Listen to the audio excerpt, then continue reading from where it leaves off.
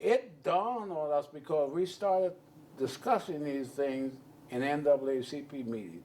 How a fort, how could it be possible a fort that had all that black history had nothing there about black soldiers being there? You know, it was, what can I say? And you know, and the angrier I got, the more I wanted to dig. Because it even, now bear in mind, Maggie, I never thought about these things until then. Okay? Because it even caused me, the more I learned about the Buffalo Soldiers there in the late 70s, the angrier I became. I don't mean fighting mad now, that I'm going to do anything physically.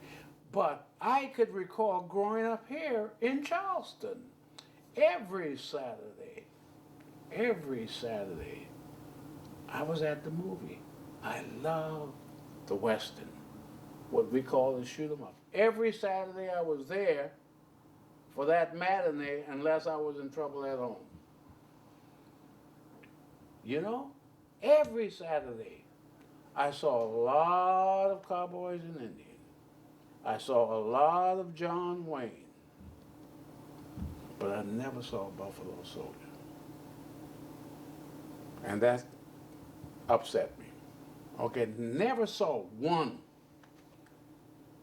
Okay, and and all those years I never really thought about it until the late 70s out there. And so that whetted my appetite, and I've been after it ever since. And when you think John Wayne, if you pay attention to the movie, he served in every branch of the military, and he was a hero in every branch. But you never saw a Buffalo Soldier. And when you really get into the history, Maggie, you cannot honestly talk about the settlement of the West, the entire West, without talking about Buffalo Soldiers. You can't. Not if you are honestly talking about history. All over the West. And Fort Huachuca is considered their home. And you had nothing in the museum about them? That's ironic. That's ironic. Graves of Buffalo Soldiers are still being discovered. Right now, SWABS, our organization, works very close with the Sons of the Confederate Veterans. We work very closely together out there. By the way, I happen to be an associate member of the Sons of Confederate Veterans, Camp 1710 out there. We get along very well. Do a lot of work together. Put that in there. Okay. And they've got a guy he teaches history at Douglas High School. He goes out searching for unmarked graves, uncovers a lot of them, a lot of graves out there. Tell me the organization SWABS. Tell me about it and what your project is that you're working on right now. Oh, SWABS. That's an acronym for Southwest Association of Buffalo Soldiers. That organization did not come into being until about 1993 as an organization. And its purpose for organizing that organization is to research and document and place on file the true history of the Buffalo Soldiers. And when we say Buffalo Soldiers, we're talking about the 9th and 10th Cavalry, the 24th and 25th Infantry. Okay? The true history. Because it's only been in recent years that the story of these units begun to be told. But that came in to being in 1993, the organization itself. Our first major undertaking was in 1994 when we participated in the unveiling of the Buffalo Soldier commemorative stamp that was issued by the United States Postal Service. We were very much involved in that, and Fort Huachuca was selected as one of the installations for first day issue. And we had a big ceremony there which lasted 3 days. We were very involved in that. So this was 94, and then so to continue to keep the story of the Buffalo Soldiers in the public eye, every year we would have Salute the Buffalo Soldier Days in Sierra Vista, which would run 3 or 4 days. In 1997, our Salute the Buffalo Soldiers Day, the theme of the 3-4 days that we did that was remembering our forgotten hero.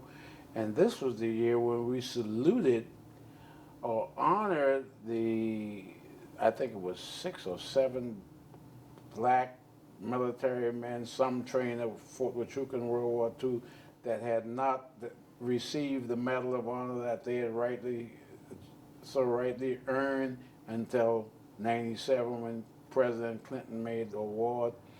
We did that program. We flew in the families of all those Medal of Honor recipients and invited all living Medal of Honor recipients from across the country.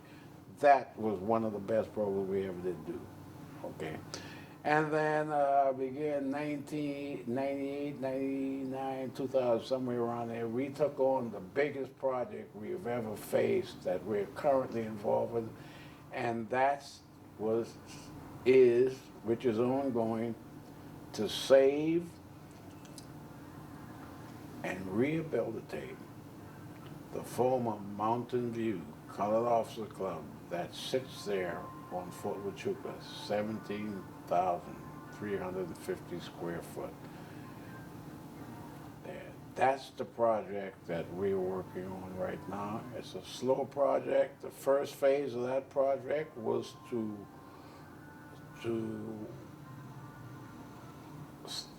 work to stop the military from its planned demolition of that building. Because that building, it is a historic building, and it's historic because it is the first and only officers club built specifically for black officers in the history of the United States Army. It's there on Fort Huachuca. That project is ongoing. It took us 3-4 years to finally reach an agreement sparing the Army from demolishing the building. And after that, 2 years after you were there, we finally got the lease in 2006. And so now we're in the fundraising phase. In 1997, you said you had the ceremony of the Medal of Honor winners from World War II, the Black Medal of Honor winners. Now, at that time, Vernon Baker was alive and was the last remaining Medal of Honor winner to be alive. He also had a German wife. Mm-hmm. Did you meet him and talk to him, and did Margit talk to his wife? They communicated. Margit and his wife communicated, yes. And tell me about that. Was that unusual for you? Not for me. I never communicated with Baker after he left Sierra Vista after the 1997 program. But my wife and his wife communicated by email, okay? And it was through her communicating with my wife is when we found out also, you might have never even heard of this, when Baker got sick, you know, even after retiring from the Army, he had never used his VA medical benefits. Did you hear that? His VA medical benefits. And so he came down with this brain tumor. And when he went to the VA wouldn't take it because they had no records on him. Okay? And where he was living in Idaho, it got so bad that they needed to fly him by chopper and to this VA clinic, but the VA said there was no record of it, and so that became a big issue. And some of the military service organization got on the VA, but the guy never got sick, so he never had to go to the VA.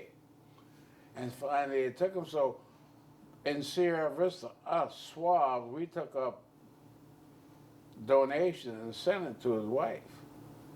And some of the other organizations did that. But he had a very tough time getting the care that he needed because he was at first denied the care. And it was simply because he had never registered with the VA after retiring from the Army because he was never really sick. So yes, she communicated with her. She's still out there. In this Idaho. it's like St. Marie's, Idaho, or some very back. Yeah, backwards. Yeah. Yeah, out there in the boonies. My last question for you deals with why anyone should be interested in history. You got interested in this history late in your life. Something turned you around and lit you on fire. What could you say to other younger people or just anyone? Why should they be interested in this history?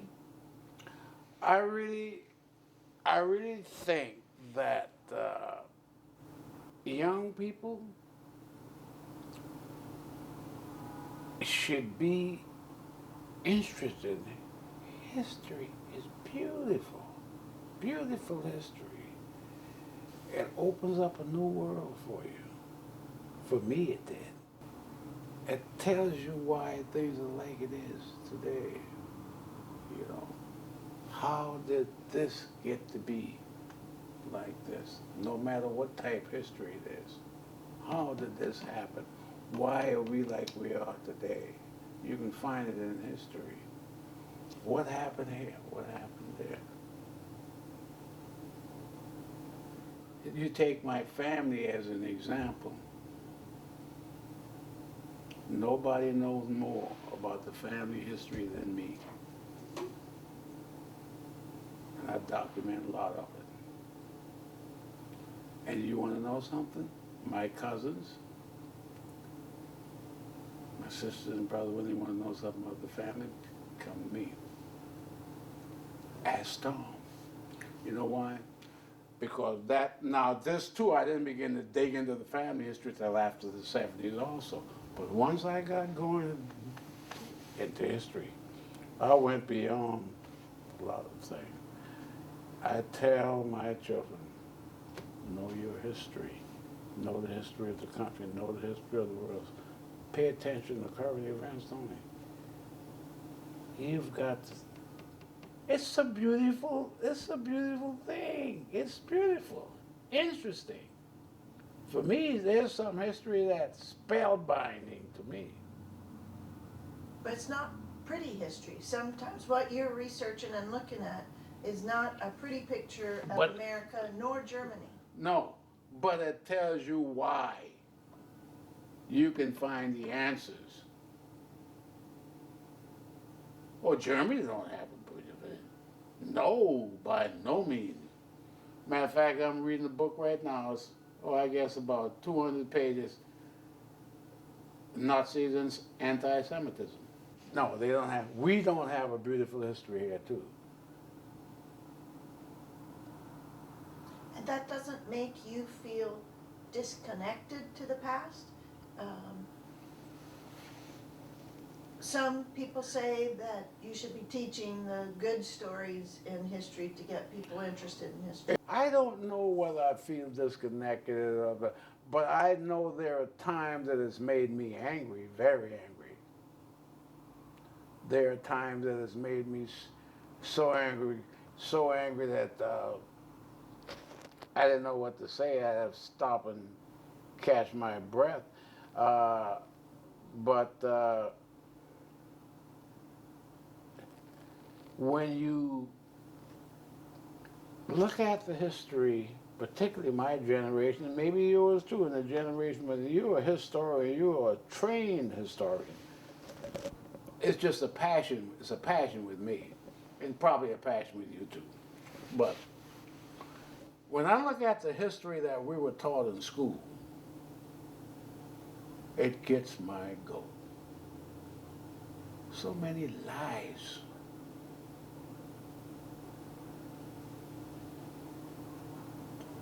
I mean, the type of lies, the lies were intended to make the country look good.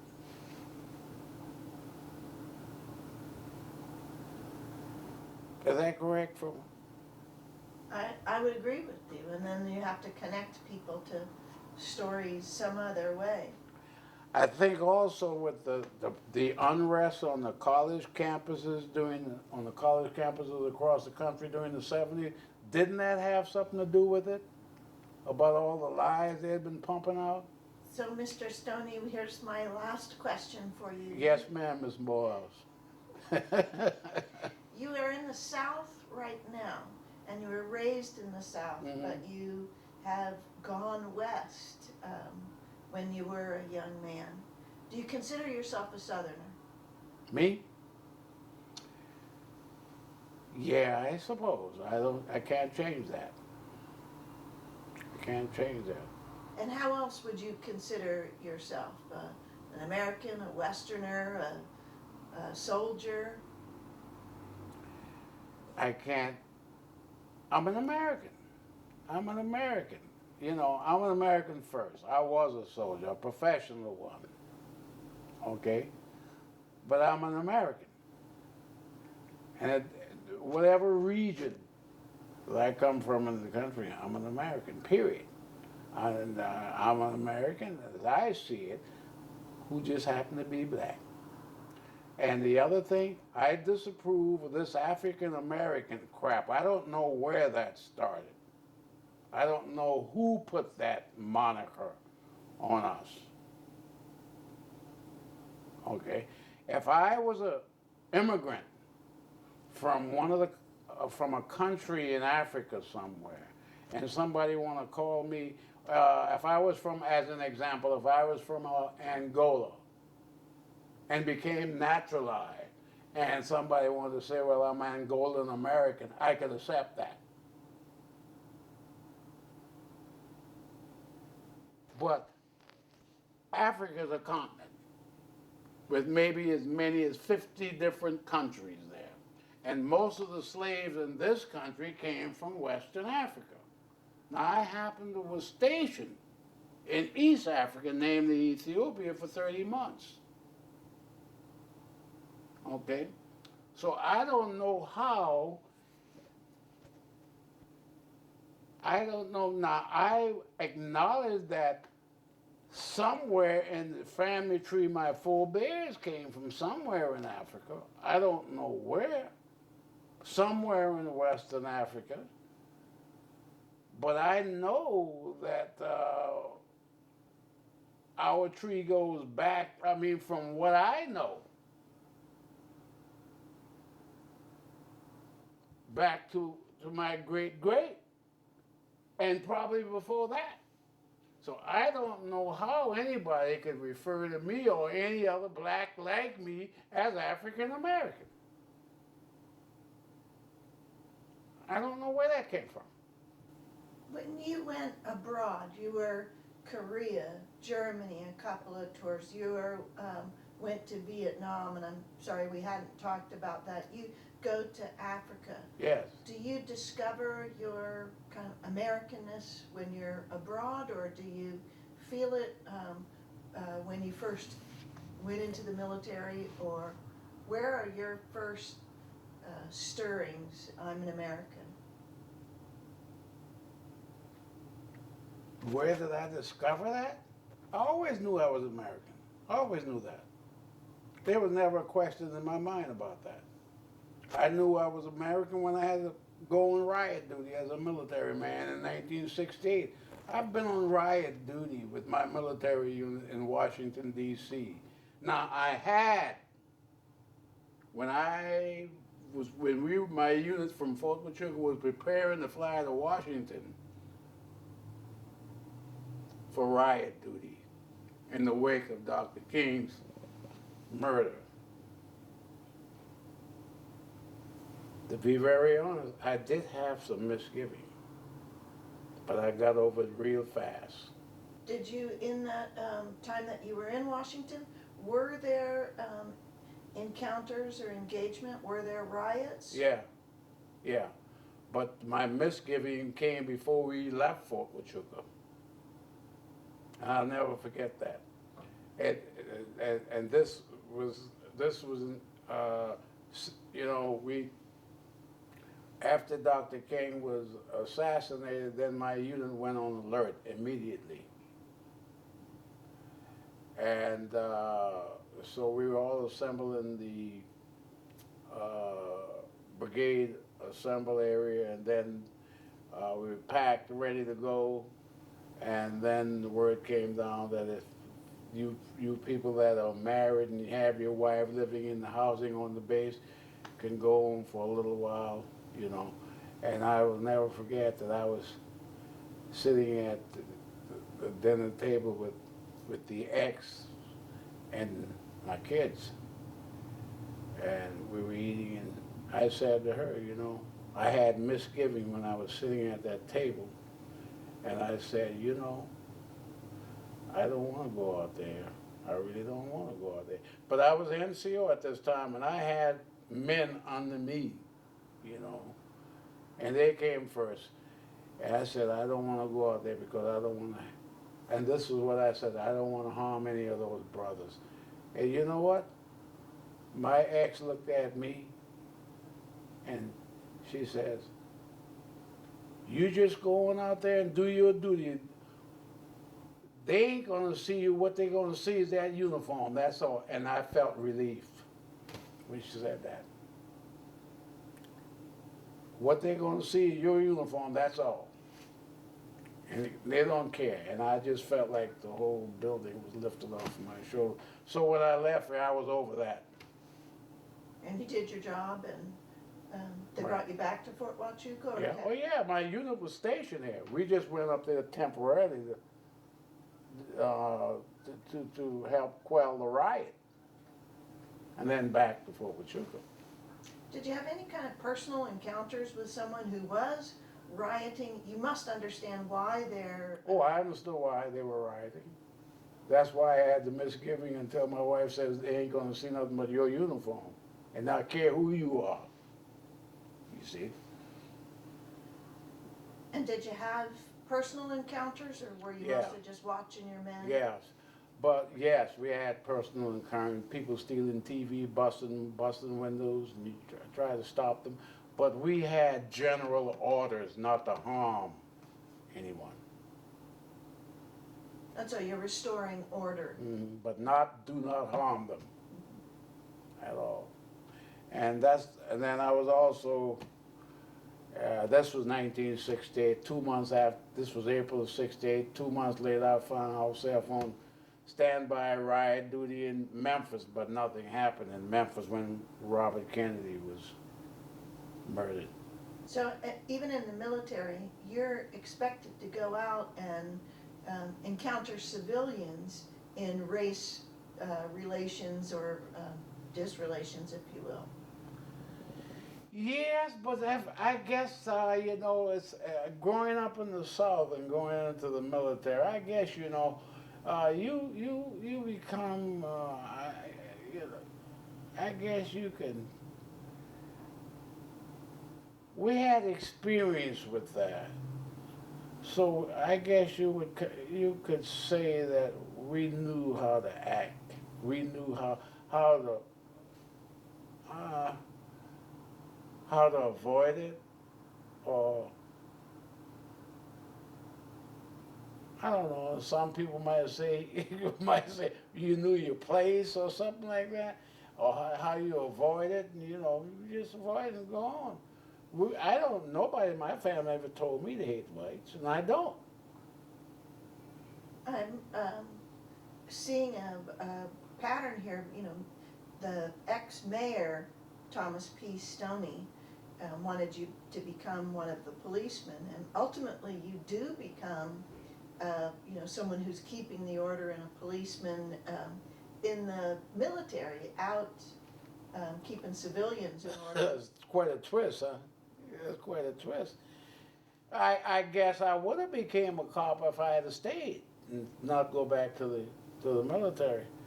You know, I probably would have, but I don't know. I think my natural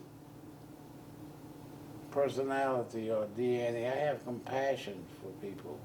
I don't know if I'd have been a good cop. And then again, I might have got caught up in the culture. I don't know. I really don't know, but I don't regret that it didn't happen. I don't regret that. It was a different thing when I got stationed in Asmara, Ethiopia. First time I was stationed in a black country. Tell me about that. Oh, Asmara? I thought it was the best tour of duty I had in my 23 years in the military. Haile Selassie was in power. I didn't like Haile